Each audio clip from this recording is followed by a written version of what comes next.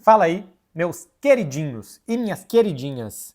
Meu povo, eu não respondi as perguntas de vocês sexta-feira, então tô respondendo hoje, domingo. Primeiro, quem trabalha sexta é desorganizado. Segunda, eu tive folga da TV e da rádio na sexta. Então eu, que sou meu próprio sindicato, também me dei folga sexta-feira. Então vou responder tudo hoje aqui pra vocês. Vocês façam um favor de curtir aqui, de deixar like, de fazer essas coisas todas pra me ajudar. Eu vou mostrar aqui mais ou menos pra vocês, só pra vocês verem. Ah, por que você não responde minha pergunta e tal? De vez em quando chega no inbox, só pra vocês verem o tanto que chega, ó. Ó.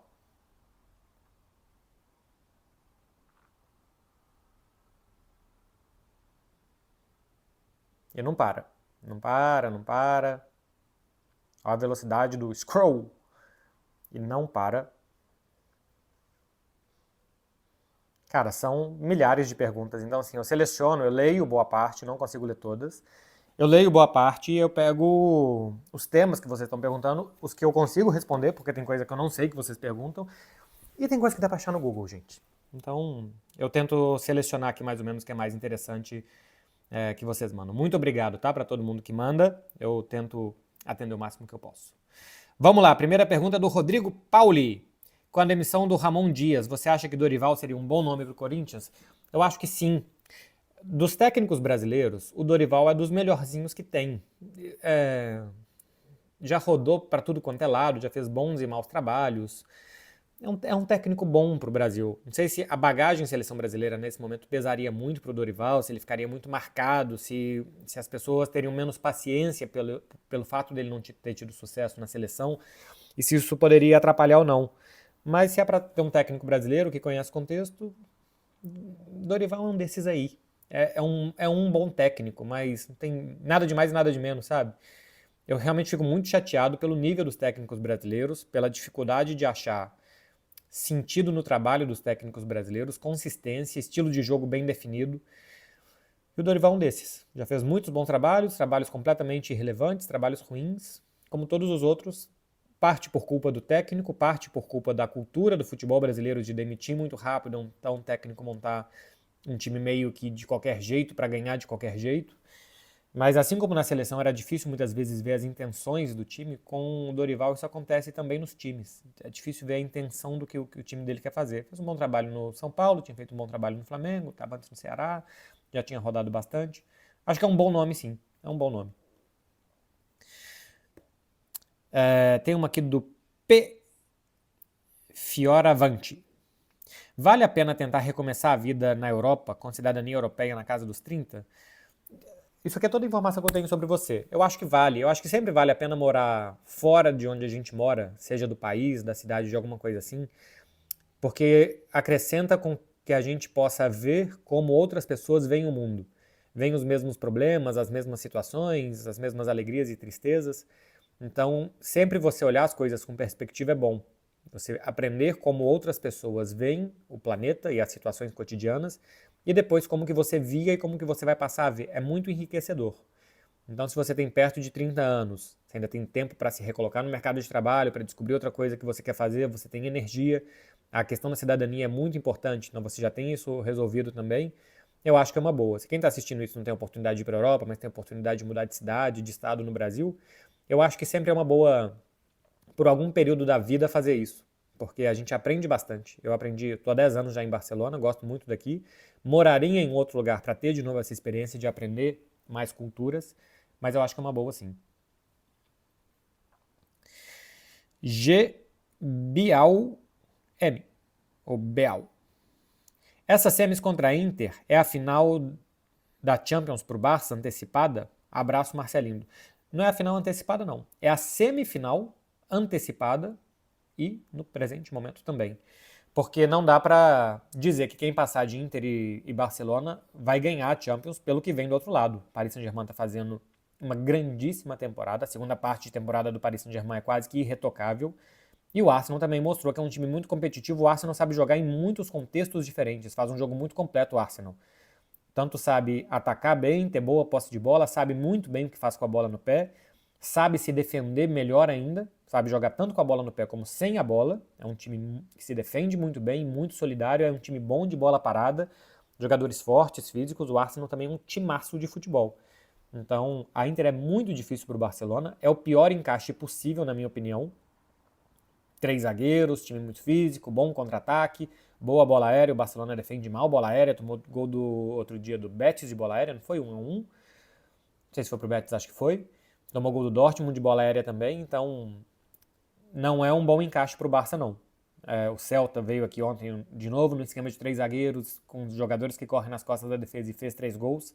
Mas do outro lado que vem também é muito difícil. Cara, quando chega em semifinal e final de Champions, muito dificilmente você vai ter algum refresco, alguma coisa mais fácil. Então o normal agora é que tudo seja muito difícil mesmo. Para todo mundo, né? O Barcelona também é um rival muito difícil para os outros. Kevin Ribeiro Psy. Com elenco curto e nenhum substituto à altura, as pernas cansaram em relação ao Barça. Eu já falei isso no vídeo de ontem, né? Depois do jogo contra o Celta. Eu acho que sim, o time está cansado. O fato de ter elenco curto ajuda bastante. O time não pôde fazer rotações. O Hans Flick fez o que deu para fazer durante a temporada, preservou os jogadores que davam, nos jogos que davam. Eu acho que com o que tinha para fazer, o Hans Flick fez muito bem o processo de rotação do elenco do Barça. Não dava para rodar muito mais do que ele rodou, não. Então, era o que dava para fazer. A gente viu que e o Paris Saint-Germain tem um calendário melhor na França. E a Inter, até na primeira fase da Liga dos Campeões, poupou em muitos jogos, eu acho que chegam mais inteiros fisicamente. A Inter tem vezes que joga o Di Marco, tem vezes que joga o Carlos Augusto, aí o Carlos Augusto joga no lugar do Bastoni, aí Pavard, Darmian e o Dumfries, que agora machucou, se revezam na ala direita. Ainda tem muitas vezes que Pavard ou Darmian jogam na zaga, e ainda tem o Bissek que joga por ali. Aí você tem o trio de ferro ali do meio campo com Mkhitaryan, Çalhanoğlu e Barella, mas às vezes joga o Fratesi, às vezes joga o Aslani, muda bastante também. O Taremi jogou muitos minutos quando o Thuram ou o Lautaro não podiam no ataque. A Inter rodou muito mais do que o Barça, por exemplo, porque ela tem um elenco. A Inter é um time de 3 anos, né? O Barcelona é um time que recomeçou essa temporada com o Hans Flick. A Inter é um time de 3, 4 anos, já desde o Conte, depois passando para o Simone Inzaghi. Um time mais maduro. Conseguiu fazer isso melhor. Paris Saint-Germain tem muitos jogadores jovens, bem desenvolvidos e um calendário melhor. Esses times estão com um tanque mais cheio que o Barcelona, sim. Vamos ver se isso vai pesar muito. As lesões me preocupam tanto quanto o cansaço. Lesão do Baldé, do Lewandowski, toda lesão nesse momento praticamente tira o cara de jogos muito decisivos. O Lewandowski pode perder os 2 jogos contra a Inter e contra o Real Madrid. Tem o Ferran Torres, que é um bom reserva, mas a partir daí não tem mais. Então, sim, é preocupante. Tem uma aqui do Gabriel Renner, 12. Essa derrota para o Dortmund não é, de certa forma, boa para o Barça? Essa pergunta já fica bem velha, né? Na sexta-feira fazia mais sentido. Mas na quinta também eu fiz um vídeo específico, mais tático, sobre o que aconteceu no Barcelona-Dortmund, porque quando acaba o jogo, eu faço ali as minhas impressões naquele momento e é mais difícil, eu não tenho tantas ferramentas para fazer uma visão mais ampla. Tem ali mostrando por que eu acho que é muito problemática a derrota para o Dortmund, tá? E a vitória para o Celta teve algumas coisas também parecidas. O Celta também jogava com 3 zagueiros, recuava um lateral, também era difícil para o Barcelona marcar em cima, puxava muitos jogadores do Barcelona para frente, sobrava espaço nas costas. Então contra o Celta também tem esse problema que terá contra a Inter, porque também joga com 3 zagueiros. Então, se quiser ver, Gabriel, se você ainda não assistiu o vídeo contra o segundo vídeo que eu fiz da derrota para o Borussia Dortmund, que é um vídeo mais tático, olha lá, não é boa pro Barça não. O Barça nesse momento da temporada não precisa de avisos. Pelo contrário, ele precisa se manter confiante. Quando tá faltando perna, a confiança é o que pode fazer diferença. Caio Philips. Além de academia, comecei a correr uma vez por semana. Hoje fiz 10 quilômetros pela primeira vez. Você toma pré-treino? Pô, parabéns por 10 quilômetros, é bem legal essa marca. Quem começa a correr, começa a fazer 5 e parece que a distância para os 10 é muito longa, então você realmente precisa de treino e tal para conseguir chegar nos 10. Eu gostei muito a primeira vez que eu fiz 10 e depois quando eu consegui fazer 10 com mais frequência. Parabéns, Caio. Eu tomo só café como pré-treino. Tomo um café 15 minutos antes e só isso. Eu normalmente gosto assim de meia hora, 1 hora antes de fazer a atividade, comer uma banana com canela. Pico a banana, e aí eu pergunto para vocês, já picaram hoje? Coloco canela por cima, mas só a banana é bom, né? Potássio, tem carboidrato também ali, a banana é boa. E não é um pré-treino, mas é um suplemento que eu tomo sempre, é creatina. Creatina tem um bom efeito diário se você mantém a dose correta, que é de 3 a 5 gramas por pessoa. Vai atrás do Rodrigo Pauli, que eu já respondi pergunta dele aqui, faz uma consulta com o Rodrigo, que é um nutricionista dos bons e nutricionista esportivo. Mas é o que eu tomo, um cafezinho antes e nada mais, sem muita invenção, até porque o Rodrigo Pauli mesmo fala muito sobre isso, sobre como tem muito suplemento aí só para vender e tal, e que café é uma muito boa fonte. O Rodrigo Pauli fala muito também de suco de beterraba. Enfim, vai atrás do Rodrigo Pauli aí, tem o arroba dele no Instagram, vocês acham. Fala que vocês vieram por mim, que vocês assistiram o vídeo, pra ele ficar feliz. Não tá me pagando nada pra isso, é só porque eu gosto do cara. Paulo Henrique 144. O que falta no Borussia para entrar no grupo dos grandes europeus? Compete bem, mas sempre falta algo. Tem uma parada que é o seguinte. Existe um seleto grupo dos europeus que tem muita receita, que ganha muito dinheiro, que os jogadores querem ir para lá. Esse grupo passa por Barcelona, Real Madrid, alguns clubes de Premier, Manchester City, Manchester United, tem muito dinheiro, os jogadores querem jogar no Manchester United, acho que neste momento um pouco menos, mas normalmente sim. Chelsea, Liverpool, Arsenal, Bayern de Munique, Paris Saint-Germain. De resto, você vai contratar jogadores que vão utilizar os clubes para chegar nesses outros. Porque eles não vão ganhar tanto dinheiro, eles não vão disputar tantos títulos. Então o que o Dortmund consegue fazer é pescar o Haaland por um tempo, pescar o Bellingham por um tempo, o ADM, o Jadon Sancho e desenvolver esses caras. Mas os jogadores vão para o Dortmund querendo ser vendidos. Usar o Dortmund, que é um clube grande, uma torcida grande, um clube que disputa normalmente na Alemanha, para depois sair. E é muito difícil para o Dortmund chegar nesse grupo. É um trem com vagas limitadas, esse trem dos grandes clubes europeus. É muito difícil se meter ali. E na Alemanha ele tem um grandíssimo predador, que é o Bayern de Munique, que ganha o dobro de dinheiro do que o Dortmund ganha todos os anos. Como é que vai ganhar dinheiro igual o Bayern? É muito difícil, porque o Bayern é muito popular, então consegue muitos bons acordos comerciais, consegue convencer melhor os jogadores a chegar, tem mais grana. Então, não sei se falta alguma coisa para o Dortmund. Dentro da cadeia alimentar do futebol, o Dortmund faz o papel dele. Sabe assim, a cadeia alimentar dos animais. Você tem, não vou conseguir dar um exemplo, mas assim, o elefante e o pato, eles têm um papel na cadeia alimentar. Os clubes de futebol têm papéis também dentro da cadeia alimentar do futebol. E o papel do Dortmund é estar numa segunda prateleira, de um clube grande que consegue atrair bons jogadores, jovens, para desenvolver, vender. E por que vender? Porque a hora que você vender, você vai contratar novos jogadores, vai desenvolver novos jogadores e vai vender. Nesse processo de contratar, desenvolver, vender. Contratar, desenvolver, vender. Em algum momento você pode ir subindo e ter um time bom. Ter um time que vai chegar. Quase ganhou a Bundesliga, conseguiu perder a Bundesliga faz 3 temporadas, sabe-se lá como, e chegou uma final de Champions. E esse ano não conseguiu manter isso.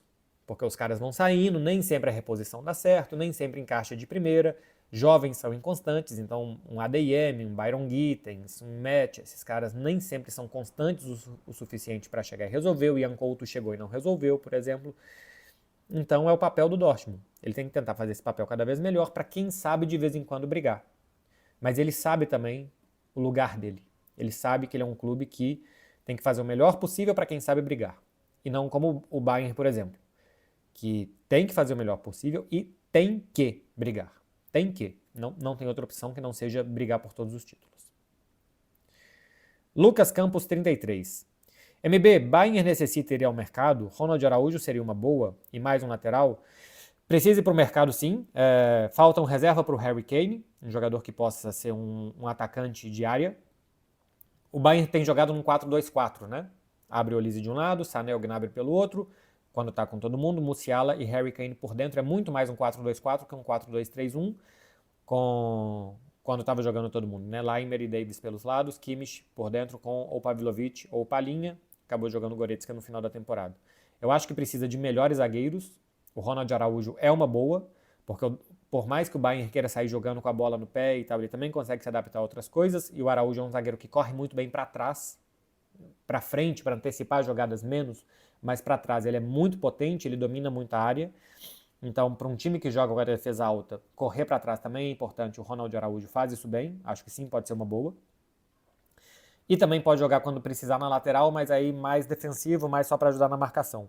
Mas eu acho que seria uma boa. Não é um zagueiro de investimento tão alto, um super zagueiro que esteja surgindo por aí e tal. Acho que por 50 milhões daria negócio com o Barcelona.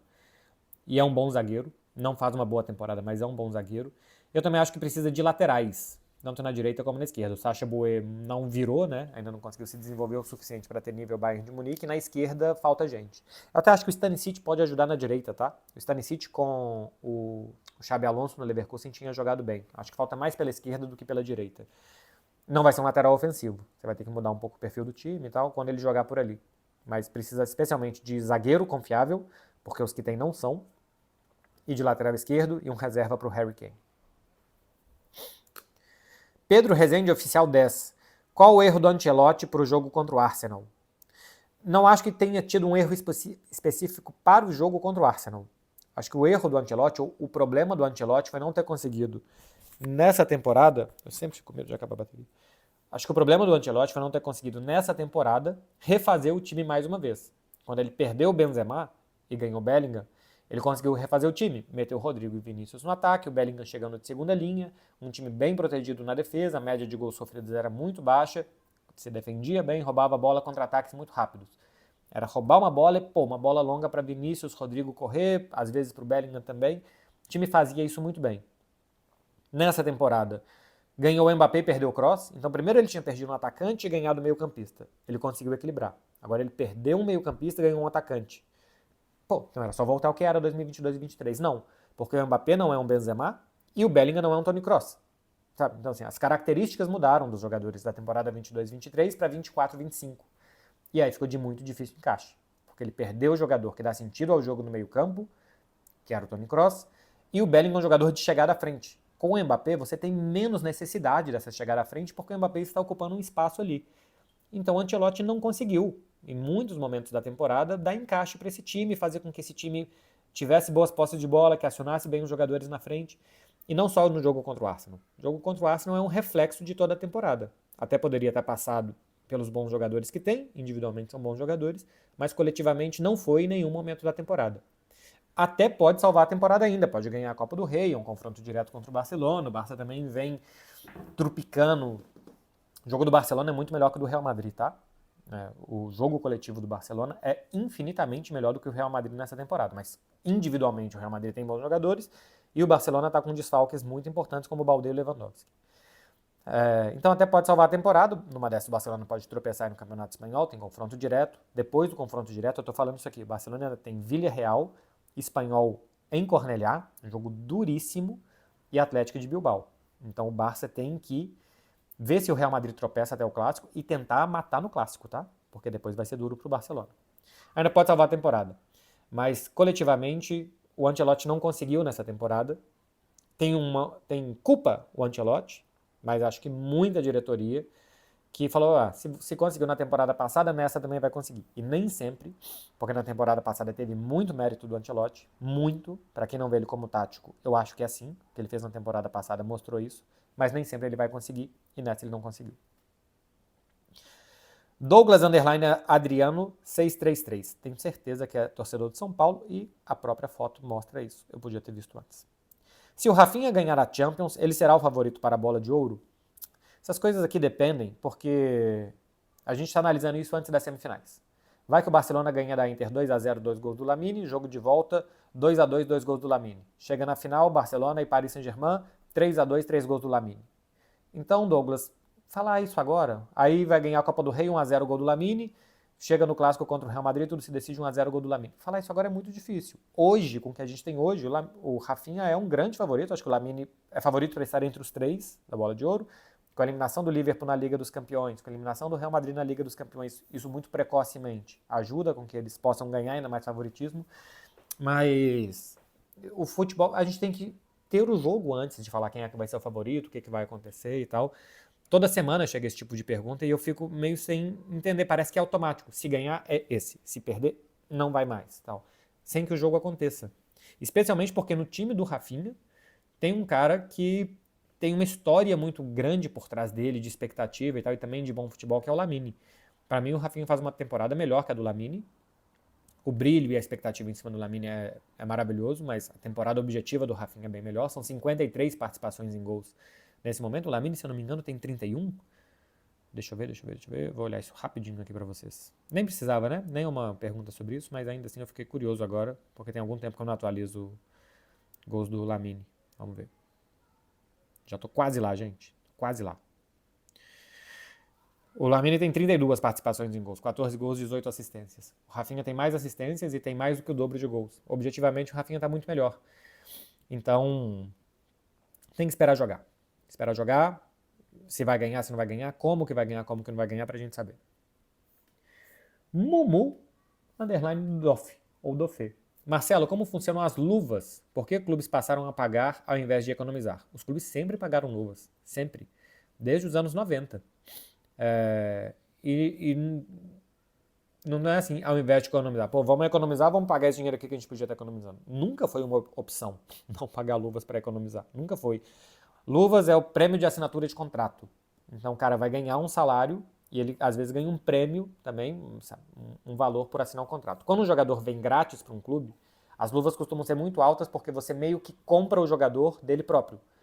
Se você vai tirar o Mbappé do Paris Saint-Germain, o Paris Saint-Germain quer 200 milhões, você teria que pagar 200 ao Paris Saint-Germain. Se um ano depois você contrata o Mbappé de graça, ao invés de pagar 200 para o PSG, você paga 100 para o Mbappé, de luvas. Você está comprando um Mbappé dele próprio Mbappé porque ele está sem contrato.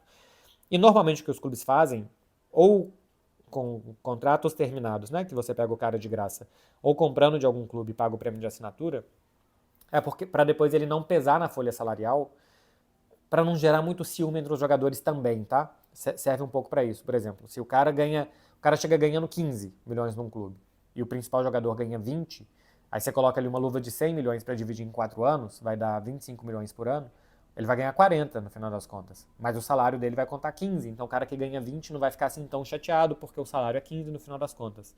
Tem alguma coisa contábil nas luvas, mas também muito de escala salarial, porque depois quando você for renovar o contrato desse cara que está ganhando 15, você não vai falar que ele ganha 40 e vai pagar 45. Ele vai passar a ganhar 20, porque aquilo ali da luva foi diferente. Então, você gera uma escala salarial nos clubes, mas mesmo que você pague, mesmo se o Real Madrid tivesse pagado 200 milhões para o Paris Saint-Germain, dificilmente o Mbappé iria ganhar supostamente 15. Ele ia ganhar 15 mais luvas também, porque a luva acho que não ia chegar a 100 milhões de euros. Mas sempre foi pago, nunca foi uma opção economizar, e não conta exatamente como só coloca no salário, porque depois na hora de renovar salário ficaria inviável, né? Pagar 40 mais um acréscimo e continuar pagando 40, porque os 40 já está incluído os 25 de luvas que, nesse exemplo hipotético que eu dei aqui, o Mbappé ganharia. 77 underline Luiz E. Neymar lesionado de novo, o que você acha? Acho péssimo para ele, né? Acho que o Neymar está perdendo a chance de mostrar que ele está de volta. Eu sei que alguns clubes europeus estão de olho na volta do Neymar para o Brasil e como que ele vai se desenvolver, só que já vão ser 2 meses fora, né? Entre janeiro e maio, aquele mês que ele ficou entre março e abril, e agora entre abril e maio, fora. Ah, mas é normal depois de uma lesão de ligamento cruzado? Mais ou menos, tá? É normal, mas não é normal que seja por tanto tempo fora. Agora uma lesão, antes era só um desconforto. O Gavi também teve uma lesão assim e tem 32 jogos essa temporada. Alguns começando, outros entrando no segundo tempo. Não teve lesão muscular. Eu sei que é um jogador de 20 e o outro é um jogador de 33 anos. Eu sei que tem uma diferença de corpo, de metabolismo, de tudo isso. Mas o fato é que o Neymar está demorando muito mais para voltar do que deveria. Está entrando muito menos em campo do que deveria. Já tinha tido problema muscular na Arábia Saudita. Então, assim, já é o terceiro, pelo menos, que ele tem. E acho que está sendo péssimo para que clubes que pensem em investir no Neymar depois vejam que ele vai ser um cara confiável para entrar em campo. É péssimo para ele, porque não consegue se sentir jogador, não consegue se sentir feliz jogando. É péssimo para o Santos, que conta com ele e esperava que até o meio do ano, pelo menos, que ele pudesse ajudar muito o time dentro de campo também. E acho que é péssimo para o futuro dele, pensando a desconfiança física que o Neymar gera, e é uma desconfiança real, que deve ser levada a sério. O Neymar desde 2017. Tem 8 anos que o Neymar não consegue jogar 50% das partidas. Pode ser só azar? Pode. Pode ser porque talvez não se cuide tanto, que o descanso é muito importante para o jogador e que descanse pouco, a alimentação. Pode também. O certo é que ele joga muito pouco.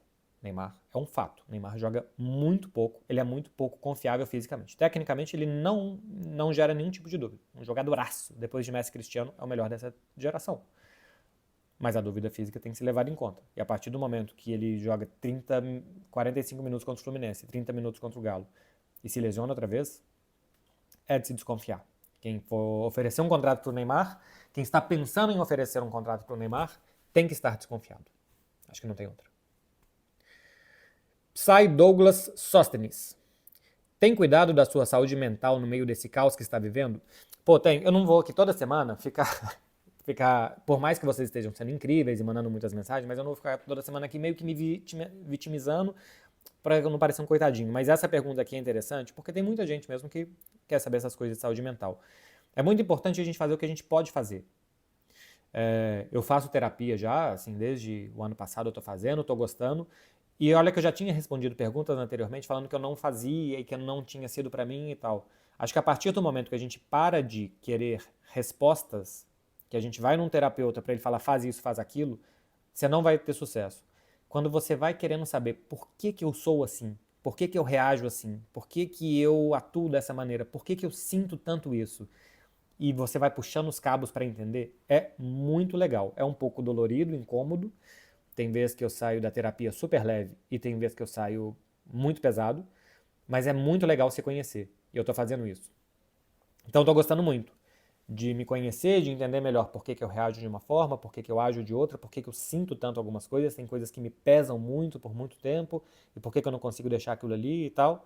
Então, a terapia com um profissional está sendo muito bom. Tem vezes que nem tem tanto debate e puxar fio, tem vezes que simplesmente poder falar com uma pessoa neutra absolutamente tudo que eu estou sentindo e tal, e sem muito filtro, é excelente. Então, recomendo a todos vocês que façam.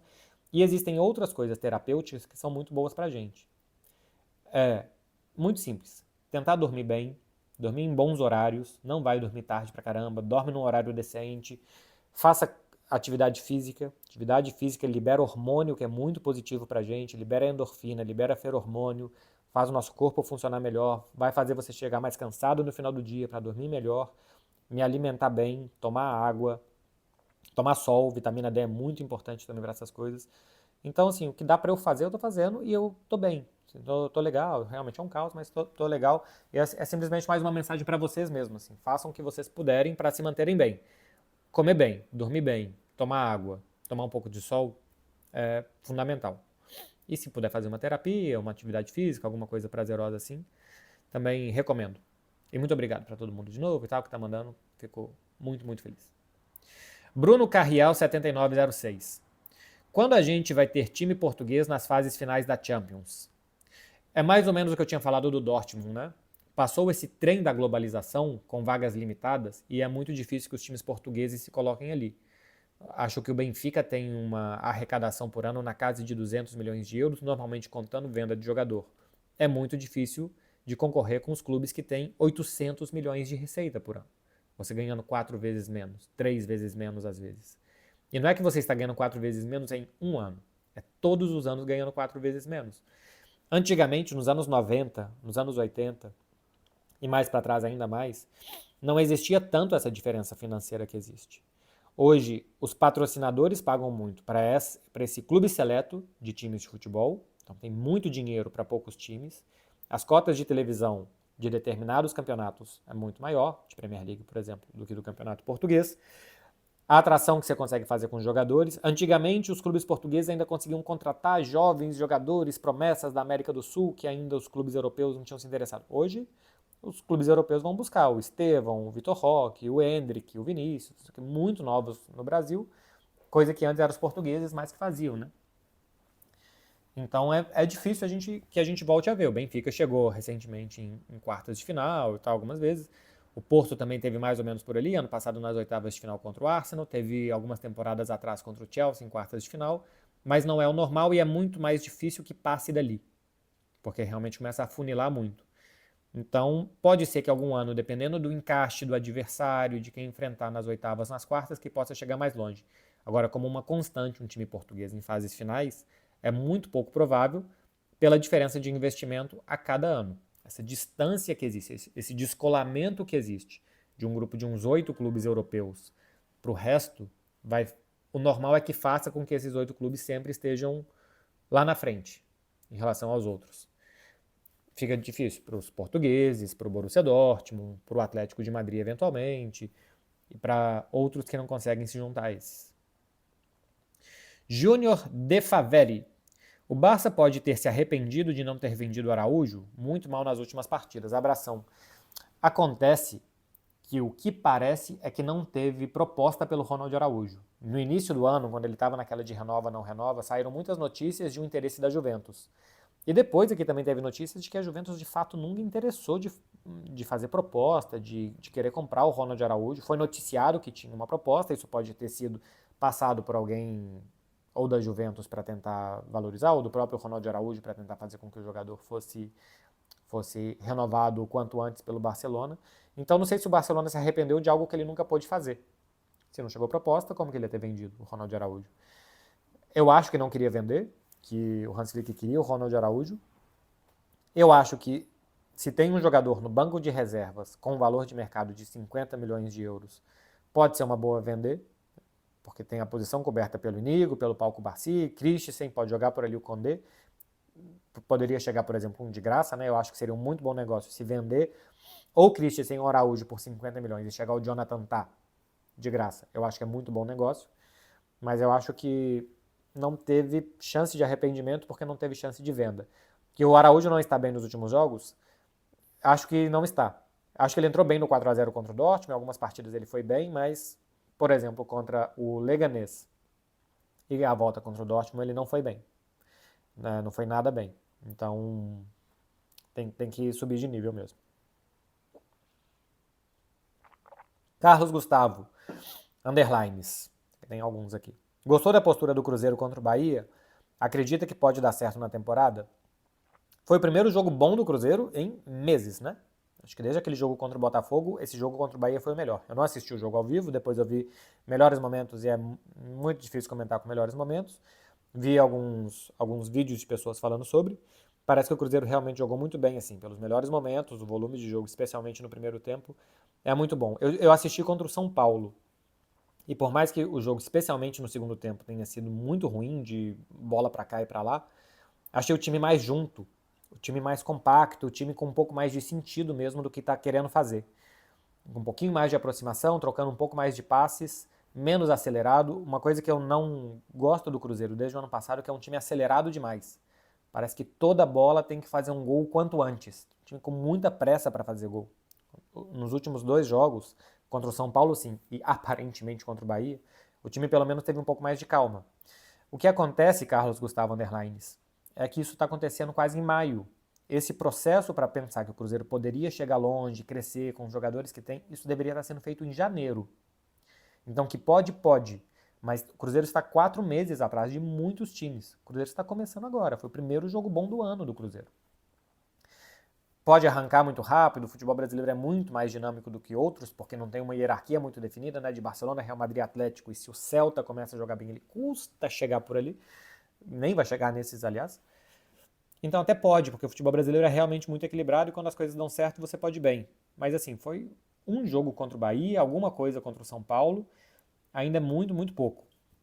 O que eu acho é que se jogar assim não vai cair, porque eu já começava a pensar, se o Cruzeiro que estava jogando o 2025 que estava até antes do jogo contra o São Paulo e agora contra o Bahia, para mim era time para lutar para não cair, tá? Se melhorar um pouquinho, se melhorar como tá melhorando, pode não sofrer sustos, porque às vezes vai jogar melhor, pior, porque é um time de desenvolvimento. Se melhorar muito, aí pode ser que brigue por alguma coisa melhor, a parte de cima da tabela. Mas é importante que mantenha isso. Não vai ser todo jogo, não vai ser toda hora, vão ter adversários que vão te oferecer muito mais resistência do que o Bahia ofereceu.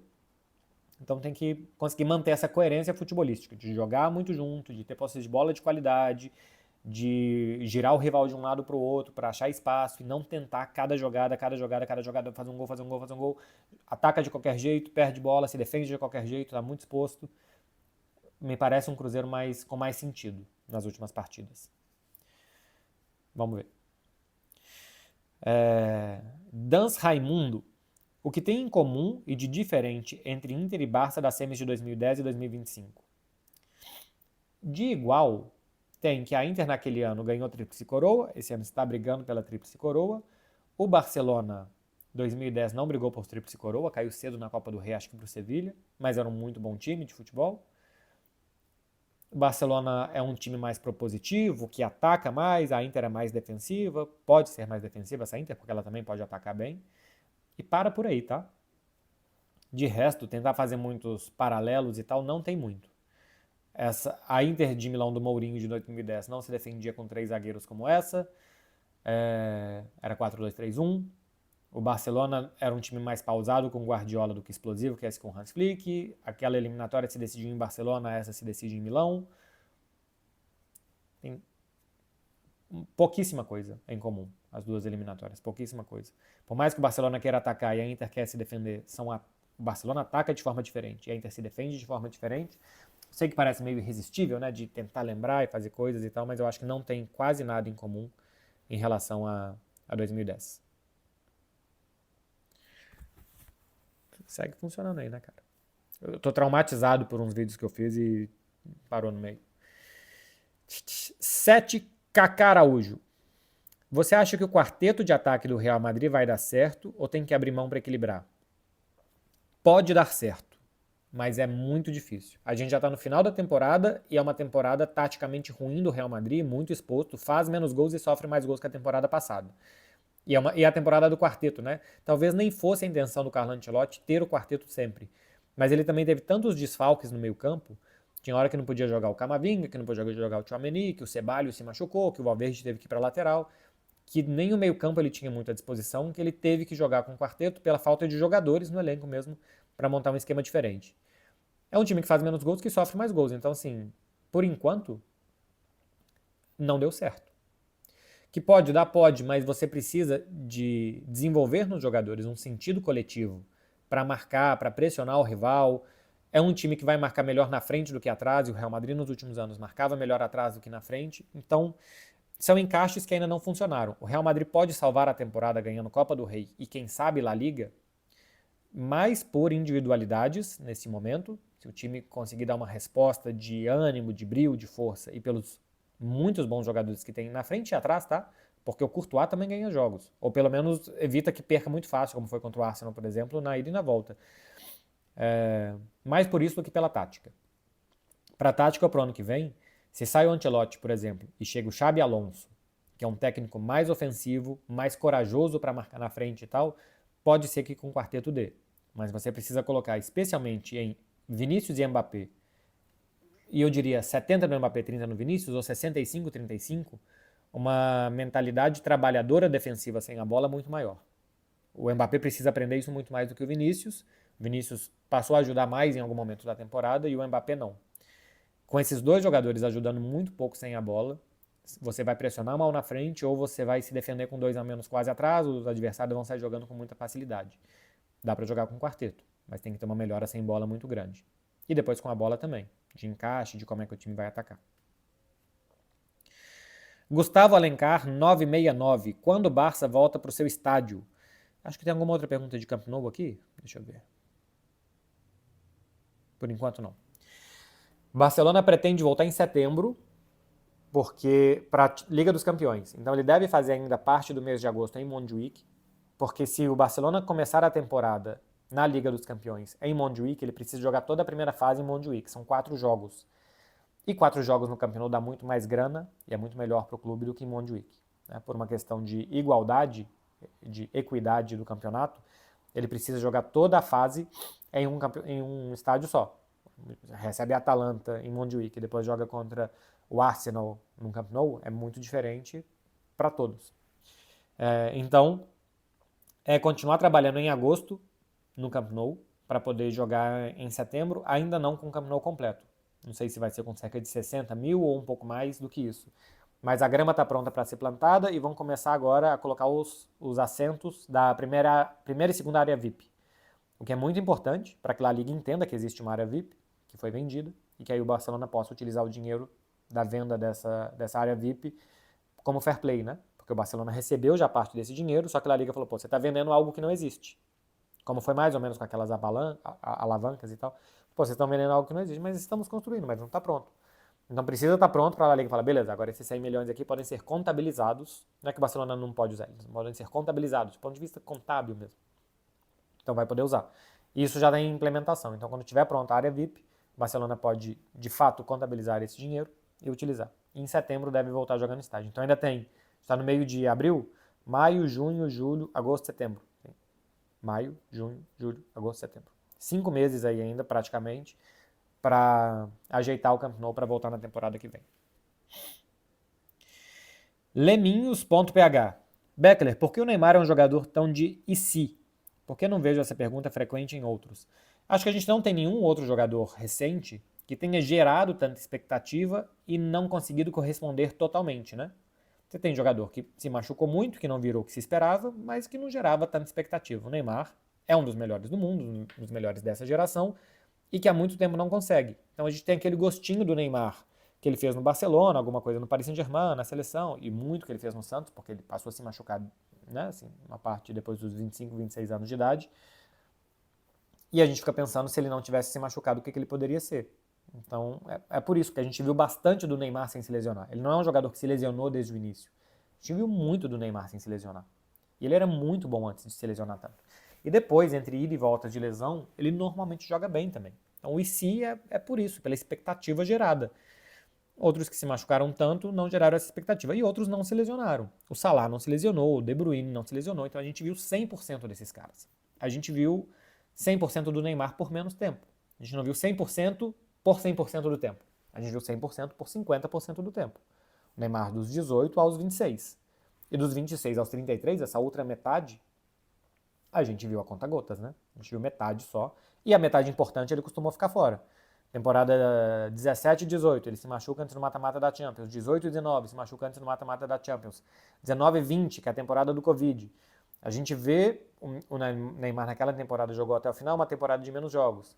Aí 20 e 21, aí eu já não lembro quando que as lesões entram. 20 e 21 foi quando ele não joga contra o Barça naquele 4x1 que o Paris Saint-Germain faz e não joga na volta. O Paris Saint-Germain chega na semifinal, passa pelo Bayern, chega na semifinal contra o City e eu acho que ele joga. Mas ele não joga a volta contra o Bayern, eu acho, né? Machucado. Ou joga, que tem aquele negócio dele com o Kimmich. Ele só não joga contra o Barça. Então, algumas vezes a gente viu, outras não. O Neymar, por exemplo, no Paris Saint-Germain, fez 2 gols só em mata-mata de Champions. Porque estava machucado, porque não conseguia, porque há alguns anos e tal. O IC é mais isso. A gente viu pouco dele nos momentos importantes e em pelo menos metade da carreira dele. Nutri Preto. Por que o Mbappé não marca ninguém? Será que o técnico não pede isso a ele? Pede. Assista um documentário do Luiz Henrique. Não tenéis nem puta ideia. Eu não sei como que chegou traduzido no Brasil. Tá na Max. É coisa da Max, é uma coisa nossa. E ver as broncas do Luiz Henrique, o tanto que ele pede pro Mbappé marcar. Tem jogadores que têm menos o perfil mesmo. O Messi, em algum momento da carreira, por questão física, já marcava menos. Você tem que encostar ele em um zagueiro.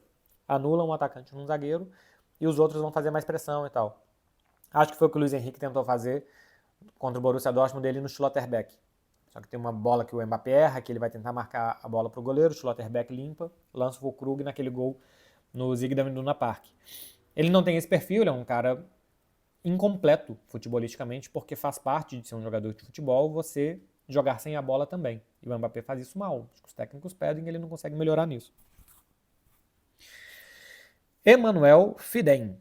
Por que parece que você não gosta do Botafogo pós-Textor? Não tem nada contra. Absolutamente nada contra. Não tem muita coisa a favor também. Eu não tenho muito de gostar ou não gostar de time. Eu não desgosto de time nenhum, tá? Assim, não tem nada. Nem os que são rivais dos times que eu torço, eu não desgosto. Não gasto energia com isso. O que eu não gosto do Botafogo pós-Textor e do Cruzeiro pós mais Pedrinho do que Ronaldo, por exemplo, ou do Bahia pós-City, ou de muitas SAFs dessas, é não ter fair play. Não é nem dos clubes, é de o futebol brasileiro não ter um fair play, porque eu acho que é pegar um elevador injusto, sabe? Eu acho que tem que ser por escada e não por elevador.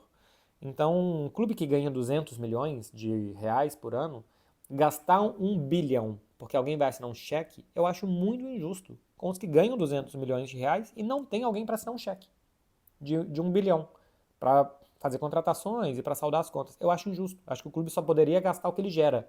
Deveria ter um fair play nesse sentido. Poderia ser melhor que o de La Liga, que eu acho que talvez seja muito estrangulador, Mas entre o que você ganha e o que você gasta, deveria ter uma justiça ali. E eu acho que não tem. Eu sei que em outros momentos a gente teve o Palmeiras da Parmalat, teve o Corinthians da era MSI, né, que contratou Tevez e tal, essas coisas. Eu sei que o futebol brasileiro, no geral, gerou injustiças, mas a gente tem que parar de gerar injustiças e eu acho que isso acontece hoje. O Botafogo do Textor tem um pontinho a mais, que é o Textor reclamar de outros, né? O Textor reclamar do Grupo City no Bahia é um absurdo, e o Textor ser o dono do Lyon e reclamar do Paris Saint-Germain na França também é um absurdo. Então, eu não gosto muito assim do forasteiro que chega e que quer botar uma banca no país que ele tem um clube de futebol, no local onde ele está chegando, sem entender a cultura, sem entender os contextos, coisa que ele não faz, assim. Parece de uma prepotência muito grande. Eu não gosto mais do Textor do que do Botafogo, acho que é isso. Não gosto da prepotência do Textor, da banca que ele coloca porque está chegando no país e tem dinheiro. Vai mais por aí. E eu não gosto do contexto do futebol brasileiro, e aqui eu incluí Bahia, Botafogo, Cruzeiro, e poderia ser o Vasco, mas a 777 não foi pra frente e tal. O Atlético Mineiro, antes de ser SAF, né, assim, mas os 4 R's do Atlético Mineiro já investiam muito ali também, sem o clube gerar aquele dinheiro todo, depois teve a venda do shopping e tal, enfim. O que eu não gosto é de não ter fair play. O que eu não gosto é de não ter jogo limpo, que todos possam disputar nas mesmas condições. Temporada passada, o Corinthians acho que buscou o Ranielli no Cuiabá. O Cuiabá perdeu o Ranielli e não teve dinheiro para contratar outro porque o Corinthians não pagou. Essas coisas eu acho que não podem acontecer. Que fora de campo os clubes têm que também disputar a mesma liga. Dentro de campo, todos os jogos valem 3 pontos. Fora de campo, não pode ser que alguns vão de elevador e que outros vão de escada. Acho que deveria ser igual para todo mundo. Isso não tem a ver com o Botafogo, tem a ver com o futebol brasileiro.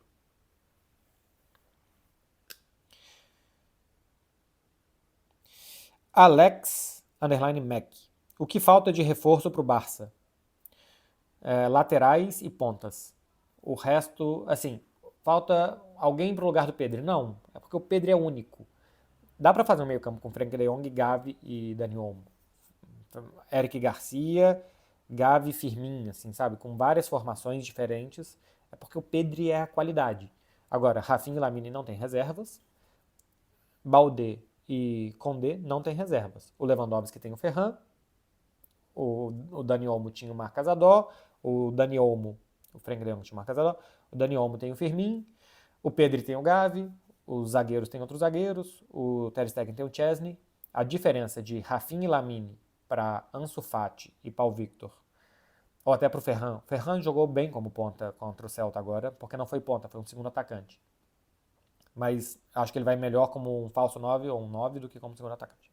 Não, reserva de ponta. E as diferenças dos laterais são muito grandes. Para mim, são as posições mais carentes. S underline Harry 007. Como foi correr uma meia maratona? Abraços de Maceió, Alagoas. Abraço para todo mundo aí de Maceió. Foi muito legal. É legal você cumprir uma meta. Tinha uma meta de fazer uma meia maratona, 21 quilômetros. Me preparei, bem ou mal, porque eu acho que eu não treinei tão bem. Comecei a treinar muito tarde. Mas me preparei, cumpri, fiz, me diverti no dia. Também acho que fazer sofrendo não é bom. É legal se divertir no processo. Eu me diverti no processo. Nunca tinha corrido tanto, então foi a maior marca que eu já corri também. Foi tudo bem, bem legal mesmo. Foi na minha cidade, foi nos lugares que eu passo, a prova passou na minha rua, então foi excelente. Foi um dia muito bom, gostei muito. Vandjunior.orlandi. Por que você é muito descrente com o Barcelona? Eu não acho que eu seja descrente com o Barça. Eu acho que eu sou realista. E tem alguns jogos, por exemplo, clássico contra o Real Madrid. Normalmente eu acho que é 50-50. Porque por mais que um time esteja melhor do que o outro taticamente, a não ser que exista uma diferença muito grande, temporada passada existia uma diferença muito grande individual do Real Madrid para o Barcelona, tática do Real Madrid para o Barcelona e anímica do Real Madrid para o Barcelona. Então na temporada passada eu achava o Real Madrid muito favorito nos clássicos. Ele ganhou ida e volta de La Liga e ganhou a final da Supercopa. Ida e volta de La Liga ele ganhou assim, né? Virando no último lance, nos dois jogos, e na Supercopa assim ele sobrou. Algum problema aí? Olha como faz barulho, que é para todo mundo saber. Então, normalmente eu acho que os clássicos, ou por questão anímica, ou por individualidades, as coisas podem se equilibrar um pouco mais. Essa temporada o Barcelona é muito mais time que o Real Madrid. mais individualmente pelos jogadores que o Real Madrid tem, e eu acho que o próximo clássico vai ser equilibrado, mesmo o Barcelona tendo goleado os dois primeiros. Acho que sempre pode se equilibrar. De resto, eu produzo conteúdo aqui para vocês num período ruim do Barcelona, que é mais normal ser pessimista, num período que o clube foi muito mal, esteve muito mal, mas essa temporada, por exemplo, acho que já muda bastante. Essa temporada a gente vê o time jogando bem, o time melhorando, outra coisa é que o time esteja cansado agora e tal, que é simplesmente relatar as coisas que eu estou vendo, mas eu não acho que eu seja nem negativo nem pessimista. Acho que eu sou realista. Nos últimos tempos o Barcelona tem estado mal. E eu acho que criticar é parte do exercício do jornalista, assim como elogiar. Então tem que fazer as duas coisas. Assim, elogiar e criticar o que eu acho que é elogiável e criticável, com toda a humildade do mundo de saber que quem tá lá sabe mais do que eu. Dificilmente falo que um técnico errou, que alguma coisa assim, porque o técnico sabe melhor o que tá fazendo do que eu sei. Mas criticar faz parte. Criticar é importante, né, como uma lisura jornalística, fazer críticas e tal. Assim como elogiar também. Né? Ser cri-cri o tempo inteiro. Pedro Gomes 143, você tem alguma ideia de como enfrentar uma equipe com 3 zagueiros? Ainda mais uma Inter da vida? É muito difícil, porque é muito difícil achar espaço, né? Quando tem 3 zagueiros e mais 2 laterais muito defensivos, é muito difícil de achar espaço quando você vai para um contra um de um ponta. O Lamine Yamal vai para um contra o Di Marco. Se passar por ele, coisa que é difícil, tem logo uma cobertura muito forte. Então o que você precisa é balançar esse time de um lado para o outro. Se eles têm 3 zagueiros e uma linha de 5 e depois uma linha de 3, você vai ter espaço para girar a bola de um lado para o outro. E quando girar, conseguir atacar com velocidade. É muito mais difícil, eu acho, atacar uma linha com 5 do que uma linha com 4. E também encher a área dos caras. Se eles têm 5 jogadores lá dentro da área, você coloca 4 ou 5 também, a área fica muito cheia e qualquer coisa pode acontecer. Então encher a área também é importante. Encher a área para que tenha muita gente lá. E se tem muita gente lá, não tem muita gente aqui, então sobra espaço em zonas intermediárias e tal, para um chute de fora da área, para uma jogada de segunda bola. Mas é muito difícil mesmo, é muito mais complexo. Quanto menos gente tem na traça, é muito mais fácil de atacar. O Barcelona vai ter muita dificuldade.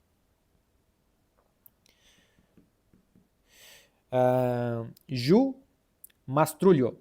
Em Barcelona, o que a torcida acha do Chesney? Tem confiança nele? Tem muita confiança nele. Tem música pro Chesney, Chesney Fumador, que é Chesney Fumante, né? Fácil tradução.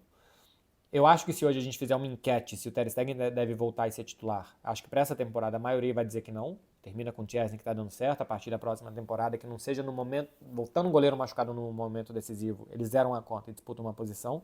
Mas a torcida do Barça gosta do carisma dele, do personagem que ele é, como ele gostou de estar no clube e também do desempenho que ele vem mostrando. Então é um cara que a torcida gosta. G. Matheus Maravilha. MB, você acha que o Barcelona é maior que o Real Madrid mundialmente? Não. Real Madrid, pelas conquistas que tem, pelo tamanho que tem como repercussão de clube, pela história que tem, o Real Madrid é maior do que o Barça. O Real Madrid é o maior clube do mundo. Qual que é o segundo maior clube do mundo? Aí acho muito difícil de dizer, porque o Milan é muito grande na Itália pelas conquistas, o Liverpool e o Manchester United na Inglaterra, o Bayern de Munique na Alemanha e o Barcelona também. O Barça é um clube muito admirado pela forma de jogar, pelo futebol alegre, porque muitas vezes foi o Barcelona que meio que mudou os rumos do futebol mundial, né? O Barcelona do Cruyff, o Barcelona do Guardiola. Teve muitos times encantadores do Barça. Essa história do Barcelona ser muito mais o como do que o quanto, isso gera um encantamento muito grande. Nem sempre vai ganhar, quando ganhar acho que vai ser muito reconhecido, vai ser muito lembrado, e o Real Madrid acho que é muito mais lembrado pelas quantidades. O Real Madrid é muito grande porque tem muito título, porque tem muita história, porque tem muito dinheiro, porque tem muito, muito e muito. O Barcelona não tem muito, muito, muito. O Barcelona tem o quê? Tem um tempero a mais. Então acho que o Barcelona talvez seja o mais admirado, talvez seja o que as pessoas, quando você vai falar de futebol bonito, vão lembrar mais do Barcelona do que do Real Madrid. Mas é inegável que o Real Madrid tem muito mais títulos, o Real Madrid tem 3 vezes mais Champions do que o Barça, tem mais ligas, tem menos Copas do Rei. Então o Real Madrid é maior que o Barcelona. Mas o como o Barcelona faz as coisas é o que muita gente se encanta pelo clube. O como jogar, o como ganhar, o fazer questão de jogar bonito e que as pessoas se voltem a se apaixonar pelo futebol, pelo Barcelona. Isso não só o Real Madrid, mas vários outros clubes do mundo não conseguem fazer como o Barça consegue. De optar sempre pela estética do jogo e que também traga bons resultados. Tem clubes que são também assim de jogar bonito, só que não tem os resultados que o Barça tem.